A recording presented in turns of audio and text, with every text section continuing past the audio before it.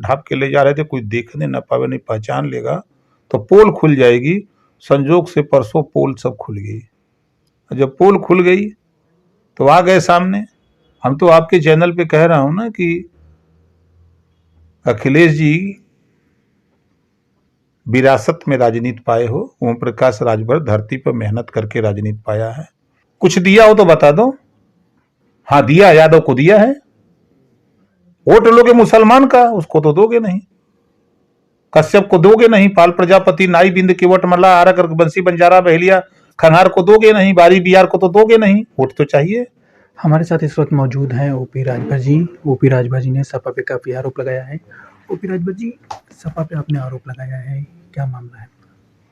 कि चोरी चोरी समाजवादी पार्टी, भारतीय समाज पार्टी को कमजोर करने के लिए काम कर रही थी।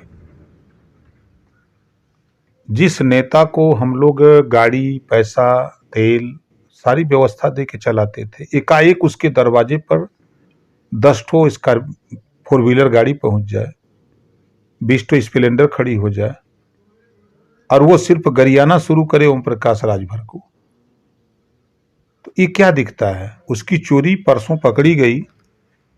जिसको उन्होंने गाड़ी या पैसा दिया वो कह रहा है कि हम अखिलेश से नहीं मिले, तो अखिलेश के नवरत्न कह रहे हैं कि वो अपनी गाड़ी से आए, हम अपनी गाड़ी में बैठा के ले गए, अखिलेश से मिलवाए। इसमें कौन सी चोरी है उनका? तो दोनों की बात टैली कर लीजिए। और जो नेता आया तो सीना ठोक के जाना चाहिए। जैसे हम जाते हैं किसी के यहाँ, सीना ठोक के जाते हैं, खोल के एकदम जाते हैं, सीना ठोक के बोलते हैं। वो जा रहा है तो जैसे दुल्हन तोप ढाप के ले आते हैं ना, वैसे ही पूरा दुल्हन की तरह तोप ढाप के ले जा रहे थे। कोई देखने न पावे नहीं पहचान लेगा तो पोल खुल जाएगी। संजोग से परसों पोल सब खुल गई। जब पोल खुल गई तो आ गए सामने। हम तो आपके चैनल पे कह रहा हूं ना कि अखिलेश जी विरासत में राजनीति पाए हो। ओम प्रकाश राजभर धरती पर मेहनत करके राजनीति पाया है। कितने दिन आप धोखा दोगे मुसलमानों को? सरकार बनी, आप भी 5 साल रहे। 5 साल में आप बता दो कितना मुसलमानों को सिपाही दरोगा बनाए। नफरत तो इतना पैदा कर दिया है आपने कि बीजेपी से मुसलमान के बीच में नफरत की खाई आपने इतनी चौड़ी कर दी। दिया क्या मुसलमानों को आपने? कुछ दिया हो तो बता दो। हाँ दिया, यादव को दिया है। वोट लोगे मुसलमान का, उसको तो दोगे नहीं। कश्यप को दोगे नहीं। पाल प्रजापति, नाई बिंद केवट मल्ला, आरक बंसी बंजारा बहेलिया खंगार को दोगे नहीं। बारी बिहार को तो दोगे नहीं। वोट तो चाहिए। जब हिस्से की बात करिए तो अखिलेश जी को बुरा लगता है कि हिस्सा क्यों मांग रहा है। उनके यहां गुलाम नेता चाहिए, लोडर। अगर मालिक कह दे कि यह खेत खन्नो तो वह खेत खन्ना है, ये ना पूछा कि काहे खन्नी।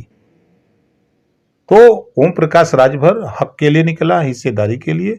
जिसकी जितनी संख्या भारी उसकी उतनी हिस्सेदारी दिलाने के लिए जातिवार जनगणना हो, एक समान अनिवार्य फ्री शिक्षा लागू हो, घरेलू बिजली का बिल माफ हो।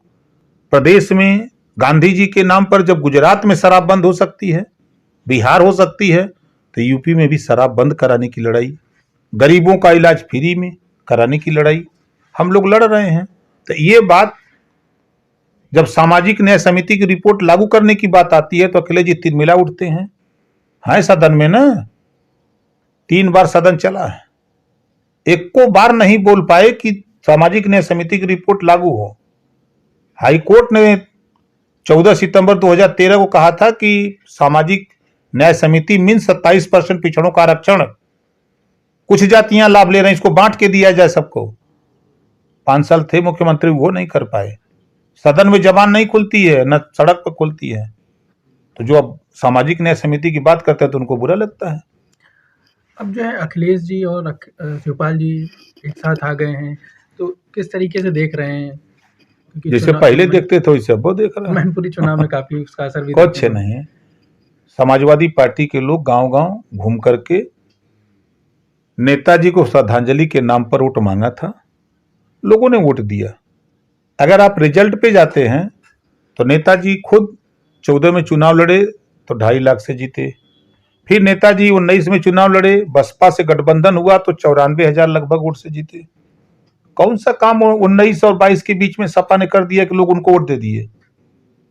समाजवादी पार्टी को सिंपैथी के नाम पर, श्रद्धांजलि के नाम पर, नेताजी के नाम पर लोगों ने वोट दिया है। भरम में न रहें, कुछ जो सब ठंडा हो जाएगा 24 में।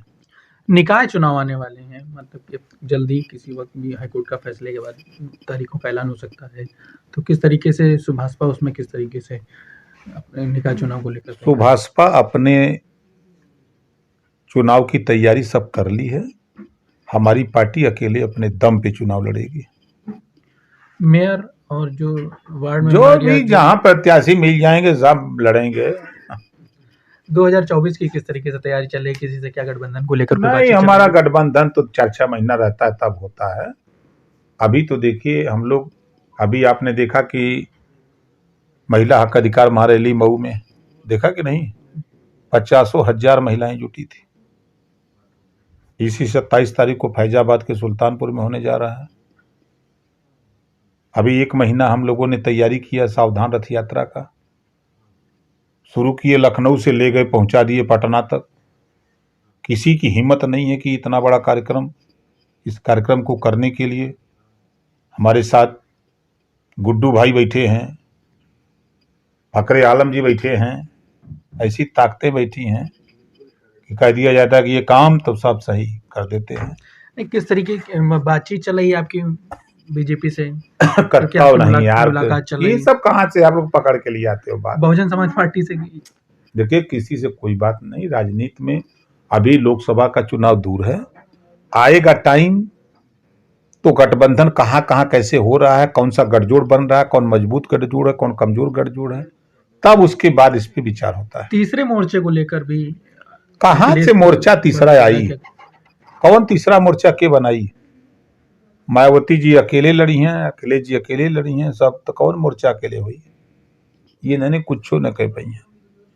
सबसे बड़ा दुश्मन वंचित समाज का, पिछड़े दलित अल्पसंख्यक का सबसे बड़ा दुश्मन अगर कोई है तो मायावती जी और अखिलेश जी हैं। यह दोनों ना चाहते हो कि ये लोग के हिस्सा मिले, ये लोग के सम्मान मिले, ये लोग का काम हो, ये लोग का बात बढ़े, ये लोग का हिस्सेदारी मिले। ये दोनों आपस में लड़त हुआ सा, इन दोनों की लड़ाई में नुकसान हो रहा है पूरे समाज का। ये थे ओपी राजभर जी, इनसे काफी सवालों की बातचीत की गई, सारे जवाब दिए हैं। एनबीटी ऑनलाइन के लिए अभय सिंह राठौर की रिपोर्ट।